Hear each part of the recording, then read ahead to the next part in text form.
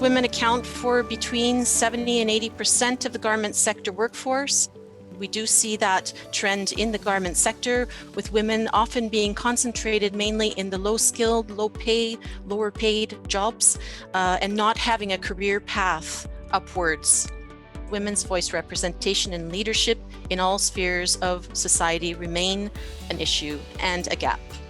The gender gaps at all levels of leadership and management within the business and worker institutions and processes. Some of the top barriers to women adopting more prominent leadership roles include time constraints, unpaid care and family responsibilities. Gender norms and stereotypes are also in the top, and a lack of leadership and career path opportunities. These factors are further intensified by the social impacts of coronavirus.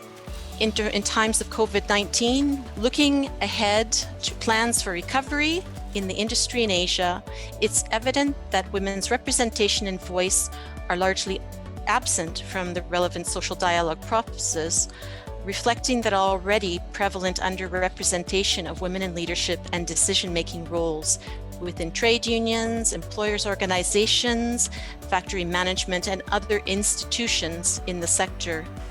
Bias is a barrier. Now, we all hold implicit biases or automatic biases, including those around leadership. Our models for leadership tend to be men, and the characteristics that we expect of our leaders are traditionally masculine characteristics. The main problem here is that they tend to push men to be in the top position rather than putting themselves as the leader, even though they have the capacity to be in that position. Family or the cultural belief emphasize that men should be in this position. Even those women who have the capacity, they will not be appreciated to be in that position.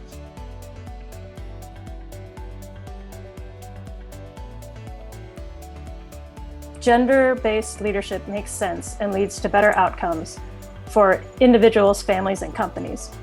We believe that leaders are people who create impact and do so not because they hold a title or have authority, but because they see leadership as something that we do collectively and seek alliances to make positive change.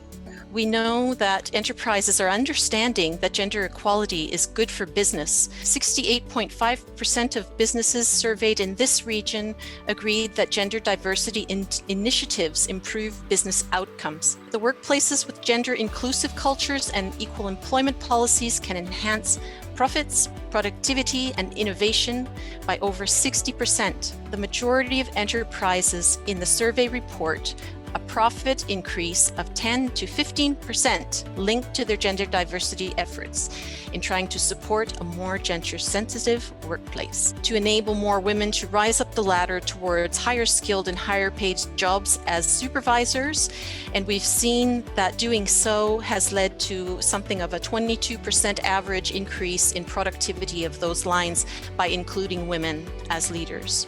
We found that where women are freely elected and fairly represented on worker management committees, more significant improvements in working conditions ensue.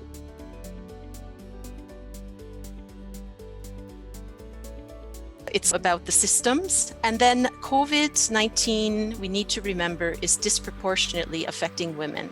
We need to include their voices, solutions, and leadership. And this can help us build back a better garment sector. We don't have the data, actually, on how to change those biases within a person, which is why we need to focus on policies and decision-making processes that keep implicit biases from operating.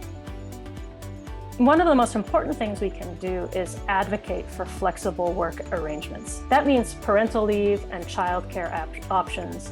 Another thing to advocate for are the targets for the percentage of women in management and leadership roles. In your company, in your unions, it's critical that we look for allies everywhere in the organization. This certainly means with our colleagues, but it also means we should look upward for allies and look to men as well. We need to see at least 30% and as a minimum at the top for people to start changing their unconscious bias that Gretchen spoke about. If we don't see women in leadership, we're not going to change that mindset, and we will continue to perpetuate